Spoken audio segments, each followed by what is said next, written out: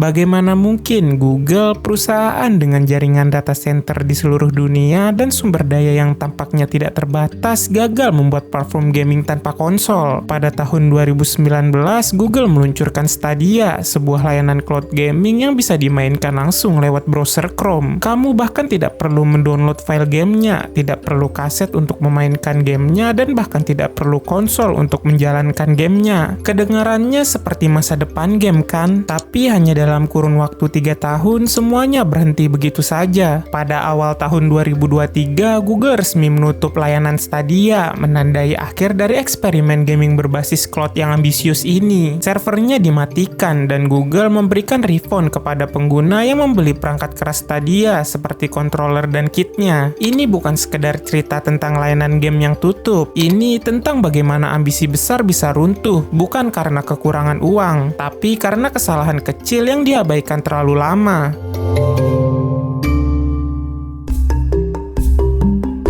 Pada Maret 2019, di acara Game Developers Conference atau GDC, Google memperkenalkan layanan cloud gaming baru bernama Stadia. Stadia dirancang agar pemain bisa menjalankan game langsung melalui browser Chrome tanpa perlu mengunduh atau memasang perangkat keras tambahan. Layanan ini menggunakan jaringan pusat data Google yang tersebar di seluruh dunia untuk memproses dan menayangkan game melalui streaming. Google menargetkan kualitas streaming hingga 4K 60 fps saat peluncuran dan berencana mendukung 8K 120 fps di masa depan. Karena seluruh proses berjalan di cloud, pemain tidak membutuhkan perangkat khusus seperti konsol atau PC dengan spesifikasi tinggi. Namun, sejak awal muncul keraguan mengenai performa cloud gaming, terutama terkait latensi, kecepatan internet, dan kualitas tampilan. Selain itu, pengembang game harus menyesuaikan proyek mereka secara khusus untuk platform Stadia karena sistemnya berbeda dari konsol dan PC konvensional.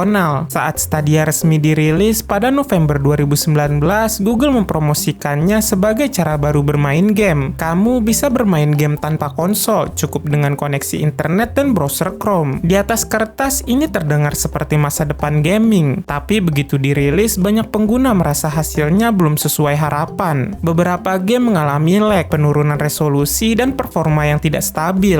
Ulasan dari The Verge mencatat bahwa Stadia sering menurunkan kualitas gambar untuk menjaga kelancaran saat koneksi melemah. Google juga memperkenalkan ide menarik seperti click to play, yaitu fitur yang memungkinkan pemain langsung masuk ke game lewat tautan YouTube. Selain itu, controller Stadia mendapat sorotan karena cara kerjanya tidak sepenuhnya fleksibel. Google memang membuat controller Stadia bisa terhubung lewat USB dan Bluetooth, tapi dukungannya belum merata di semua perangkat. Sementara itu, media besar seperti IGN dan The Verge menilai Stadia terasa seperti produk beta yang belum siap dirilis. Mereka menulis bahwa teknologi di baliknya memang menarik, tapi implementasinya masih jauh dari sempurna. Beberapa fitur penting yang sempat dijanjikan juga belum muncul di awal, misalnya achievement tracking, family sharing, dan integrasi langsung dengan YouTube. Akibatnya, banyak pengguna merasa platform ini belum lengkap. Masalah lain muncul dari sisi pilihan game. Saat diluncurkan, Stadia hanya punya sedikit judul dan pemain tetap harus membeli game itu satu persatu. Padahal platformnya sendiri masih tergolong baru. Jadi wajar kalau banyak orang merasa ragu untuk berinvestasi pada platform ini. Secara keseluruhan, peluncuran Stadia memberi kesan bahwa Google tergesa-gesa. Ide dasar dari platform ini sebenarnya brilian, tapi eksekusinya belum sampai di titik di mana orang-orang percaya bahwa cloud gaming sudah siap menggantikan konsol tradisional. Awal tahun 2021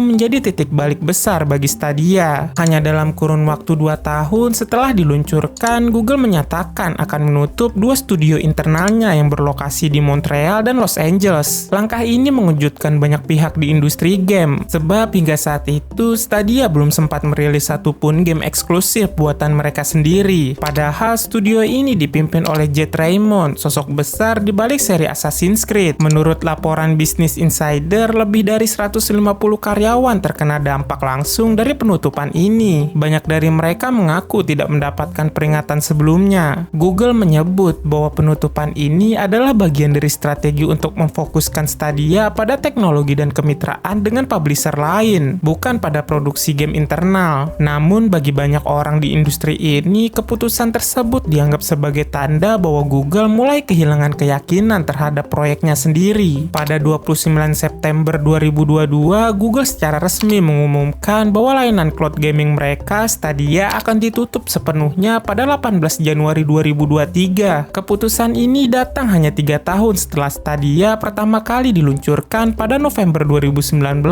Dalam pernyataannya, Google menyatakan bahwa semua pengguna akan menerima refund penuh untuk perangkat keras Stadia yang dibeli melalui Google Store, serta untuk semua pembelian game dan add-on di Stadia Store. Langkah ini menandai berakhirnya seluruh layanan Stadia, seperti yang dijelaskan langsung oleh Google dalam pernyataan resminya, bahwa pemain bisa terus mengakses layanan ini hingga 18 Januari 2023. Namun yang paling mengejutkan bukan pengumumannya, melainkan cara pengumumannya. Banyak pengembang game mengaku mengetahui kabar penutupan Stadia melalui media, bukan langsung dari pihak Google. Beberapa pengembang yang masih merilis atau berencana merilis game di Stadia juga mengatakan tidak diberi pemberitahuan sebelumnya, seperti yang dilaporkan oleh The Verge. Penutupan Stadia juga memicu pembahasan di berbagai media mengenai riwayat Google yang sering menghentikan produk-produknya. Salah satunya adalah Games Radar yang menulis bahwa Stadia kini menjadi bagian dari apa yang mereka sebut sebagai The Google Graveyard, sebutan untuk daftar proyek Google yang telah dihentikan selama bertahun-tahun. Kalau dipikir-pikir dari sisi teknologi, Stadia memang dibangun di atas fondasi yang kuat. Platform ini memakai infrastruktur cloud milik Google yang memungkinkan orang bermain game langsung dari internet tanpa butuh konsol atau unduhan apapun. Tapi secanggih apapun teknologinya, hal itu tidaklah cukup. Google melewatkan hal penting yang justru jadi inti dari dunia game, yaitu konten dan komunitas. Tanpa game eksklusif yang benar-benar menarik, gamer tidak punya alasan kuat untuk pindah ke Stadia. PlayStation punya The Last of Us, Xbox punya Halo, sementara Stadia tidak punya judul andalan yang bisa membangun identitasnya sendiri. Akhirnya, sebagian besar pemain tetap bertahan di platform yang sudah mereka kenal dan percaya. Masalah lainnya adalah model bisnis Stadia yang membingungkan. Pemain harus membeli game dengan harga penuh, tapi tanpa benar-benar memilikinya. Bagi banyak gamer, konsep ini terasa janggal. Apalagi ketika layanan lain seperti Steam atau Xbox Game Pass menawarkan fleksibilitas yang lebih jelas soal kepemilikan digital. Dengan begitu banyak masalah non-teknis, Stadia bukan gagal karena jaringannya buruk atau servernya lambat, tapi karena Google tidak memahami dengan baik apa yang sebenarnya diinginkan pemain. Kabar baiknya, teknologi Stadia tidak benar-benar hilang. Google sendiri menyebut sebagian infrastrukturnya akan digunakan di produk lain seperti YouTube, Google Play, dan layanan cloud gaming untuk kemitraan dengan perusahaan lain. Pada akhirnya, kisah Stadia bukan cuma tentang layanan game yang tutup, tapi tentang bagaimana ide bagus bisa tumbang kalau tidak dibarengi pemahaman terhadap siapa penggunanya. Jadi pertanyaannya, kalau saja Google lebih memahami cara berpikir gamer, apakah ceritanya akan berbeda? Tulis pendapat kamu di kolom komentar di bawah. Jika kamu tertarik dengan video seperti ini dan ingin tahu konsol Ouya yang kontroversial, kamu bisa klik thumbnail yang muncul di layar. Terima kasih sudah menonton video ini. Jangan lupa untuk like, share, dan subscribe channel ini, dan sampai jumpa beberapa saat lagi.